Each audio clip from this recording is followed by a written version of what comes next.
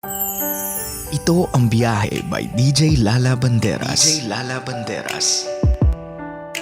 Nagbabalik DJ Lala para sa ating programang Sakto, Klaro, Diretso. So eto na nga kabisyo, eto na ang unang red flag that we have to watch out for sa behavior ng ilang kabataan ngayon. At ito ang tabil ng pananalita. Have you seen your child or do you know some kabataan na naglalaro ng MOBA games, ng PvP games or player versus player, o di kaya naman nanonood ng mga online game streams? If you haven't seen one yet or noticed one yet, I have my love. And kids can be ruthless.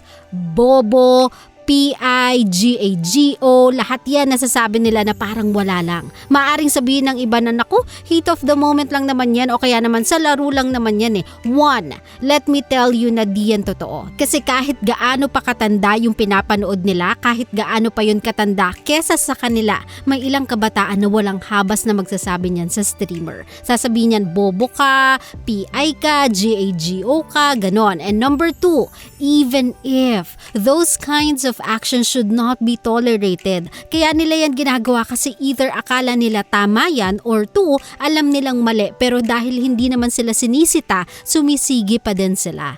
Love, back in my day, even by accident, takot akong lumabas yan sa bibig ko kasi alam kong makakatikim talaga ako eh. Even now as an adult, hindi mo ko mariringgan ng ganyan kapag hindi mga closest friends ko yung kasama ko. I never curse on my program or at least sa sobrang piling okasyon lang, I never curse in public kasi yun yung kinalakihan ko eh. So do not make it normal for the kids to use those words or kahit ano pang mga masasakit na salita towards anyone. Kasi it is not okay. Hindi laging pwedeng mag-fly yung rason na bata yan, papatulan mo. Kasi isipin mo na lang, 'di ba? Kung anak mo yan, bata pa lang yung anak mo, ganyan na siyang klaseng tao. So get a hold of your kid. Let them know the value of respect and boundaries. Love, I speak by heart. Kasi saklaw ang pamilya ko ng sektor na to ng lipunan eh. Hindi rason ang kahirapan para maging pabaya ka sa kabataan. Okay? Ikalawang red flag that parents must watch out for ay ang mga trends na ginugusto at kinahihiligan ng mga anak nila. Gone are the days na ang mga magulang ay humahabol na may hawak na patpat sa mga anak nilang bilad sa arawan kakalaro ng patintero, luksong baka, tagu-taguan, touchball. Gone are the days na ang mga nanay ay dumadayo sa kabilang kanto o sa basketballan sa kanto dahil andun yung anak nila gabi na. Dahil lagi nang nakasubsob yung mga anak nila sa gadgets. Hindi na nga nila kilala kung ano ang behavior ng anak nila dahil hindi na nila gaanong nakakausap eh. They consume whatever they watch. They learn from it.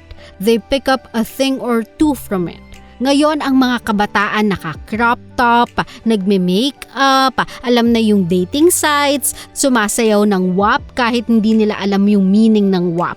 Hindi ako manang don't get me wrong, hindi ako manang. But there's a huge difference sa kung ano ang pinagdadaanan ng childhood days ng generation ngayon sa dinaanan ko. I'm not saying na pagbawalan nyo silang i-express yung mga sarili nila through pananamit or sa arts if dancing ang passion nila. All I'm saying is, hindi lahat ng trend dapat sinusundan nila. Never those na hindi pa akma sa edad nila. This will keep them safe sa mga vultures ng internet. This will prevent their views from being corrupted by what they are consuming. So love, iba ang pagbabawal sa pagsasala. This is simply reminding them na hindi lahat ng uso dapat ginagawa mo. Hindi yan para sa lahat ng edad at hindi sa lahat ng pagkakataon. Okay? Love, pause muna tayo sa pangangaral. Dumako muna tayo sa ating biyahe sender of the night. This one ay mula sa ating FB page, DJ Lala Banderas. Sabi dito, Hi DJ, pakitago na lang po ako sa pangalang Rina. I want to ask for an advice and this has been bugging me for a very long time already. Is it the right time to say that I'm willing to let go a guy just because sa tingin ko wala na kaming chance in the future? We We have a baby na po, almost 2-year-old. Parehas naming di intensyon na magkaroon ng baby pero di kaya ng konsensya ko na magpalaglag ng sarili kong baby kahit na pro-abortion ako. I just think na wala talagang patutunguhan yung kung anumang meron kami sa relationship. Kasi feel ko na di ako magugustuhan ng pamilya niya even though he's openly accepted sa side ko ng relatives. Mas bata siya sa akin and we are both young professionals pa. Am I thinking ahead too far already to assume na walang chance ang future namin? I'm very torn kasi ayokong tatayo ng walang tatay ang anak ko. But at the same time, I have my own fears na hindi ako tatanggapin ng parents niya o itakwil kaming magnanay at ilayo sa amin yung father ni baby. I'm not really opening about this to anyone I know, even with my family because I get way too emotional. Please give me some advice. Hi Rina, well thank you for reaching out. Alam kong it was not easy for you to do so. Regarding this, as I read your letter, I cannot help but notice na not once have you mentioned your relationship with this guy. You referred to him as quote-unquote a guy, not my boyfriend, not even the father of my child, just quote-unquote a guy. So if tama ako, I would assume na bukod sa stating the obvious na si baby ay hindi plinano, hindi din ganun kalalim ang relationship ninyong dalawa. And if that's the case, my love, no feelings involved and you guys are just together out of obligation, it's really not a place to raise a child. Kasi kung ganyan ang sitwasyon, hindi ka nga talaga nila magugustuhan kasi ikaw mismo, hindi ka din naman 100% sold sa idea na magustuhan ka nila. I mean, you won't go the extra mile to prove yourself sa ngalan ng mahal mo si guy kasi the feeling is quite questionable to begin with. You know what I mean? Kasi kung mahal mo talaga yung isang tao, paglalaban mo kese hodang magustuhan ka o hindi. Lalo pa yan, meron kayong anak, mas may upper hand ka kasi alam mong kayo ang pamilya nung lalaki. Kayo na ang pamilya nung lalaki. And as long as happy si partner sa piling mo and healthy si baby, you are not gonna be fighting this battle on your own. Meron kang katuwang. Ganon ang eksena pag nagmamahalan. Parang against all odds ang drama but in the end, they prevail. But in your case kasi na nararamdaman ko na sa tono ng sulat mo, you are there out of obligation, what you are asking from me ay confirmation na it's okay. Love, what I know is mahal mo yung anak mo. That I'm certain of. How much you are willing to sacrifice everything para lang may maganda siyang future. If you want to give it a try, ito na lang yung gusto kong sabihin sa'yo. Para din masabi mo sa sarili mo na ginawa mo na ang lahat. Try to build a stronger relationship and this time, a real relationship. Hindi sa pamilya ng guy, but sa guy mismo. Kapag kasi yan nagawa mo and naramdaman mo yung genuine love para sa tao, everything else will follow They can disagree with you all they want. Pero kung ikaw ang mahal ni guy, lalo pat meron kayong anak, they can never do anything about it than just let you in. Start there sa relationship ninyong mag-asawa or mag-partner. Kasi love, I think the bigger problem here is not really his family, kundi yung nararamdaman ninyong dalawa para sa isa't isa. Kapag yan naklaro nyo, kapag yan nalinaw nyo o napag-usapan nyo talaga, everything else will fall into place. Trust me, mas maiintindihan niyo isa't isa, mas maiintindihan ninyo yung dapat ninyong gawin at mas maiintindihan nila kayong dalawa. This time around, you'll speak as one. Okay?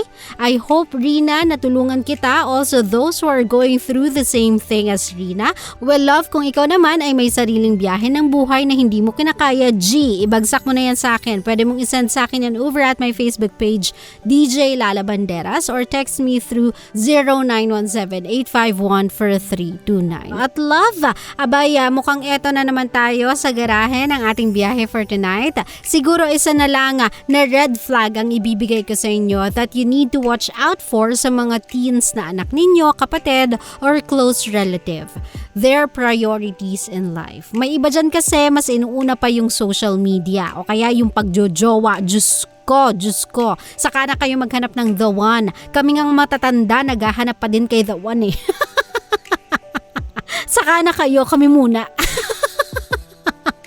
May oras pa kasi kayo, kami papasuna. Kaya paunahin nyo kami. Pero no, kidding aside, you have to guide them. Dito papasok yung start them young. Let them know na merong tamang panahon sa ganyan. Sa ngayon, ituon muna nila yung attention nila sa mga makabuluhang bagay. Pag-aaral nila or skill enhancement activities, things that they can use or become handy sa pagtanda nila. Wala namang problema sa pagkakaroon ng jowa sa totoo lang. Pero ika nga ng mga eksperto, landi responsibly. Dapat lang reminded sila constantly kung ano ang kanilang priority. Okay? Sa mga kabisyo natin, I think that's it for me tonight. Sana po nakatulong ako sa mga parenting 101 na searchers dyan, o diba, sa mga naghahanap ng ways on how to raise a teen. Kahit wala pa akong anak, medyo napagdaanan ko yan. Well, I have a lot of younger cousins and I have my sister. So, medyo some kind na knowledgeable tayo sa ganyan. Kaya sa mga kabisyo natin, I hope it helps. I hope this episode helped. At syempre, kung gusto mong balikan yung mga yan, all you have to do ay pumunta sa inyong mga YouTube. Tapos, hanapin nyo ang YouTube channel ng Love Radio Manila. For now, I gotta go, my love. But you may follow me on my socials na lang, DJ Lala Banderas, on Facebook, Twitter, and Instagram, TikTok, and Laika. Andyan ako lahat, DJ Lala Banderas. Nakasama nyo si DJ Lala Banderas at ikaw ay umantabay sa aking programang biyahe, ang programang Sakto. Claro, Diretso. Dito lang yan sa 90.7 Love Radio. GV lang. Walang hate, puro love lang. Good night, everybody. I'll see you guys again tomorrow. Bye! Love you. Always your number one. SM radio station. Love Radio. Love, kung natuwa ka sa aming video, i-click mo na yung subscribe button at yung notification bell para naman notified ka sa mga bago naming videos.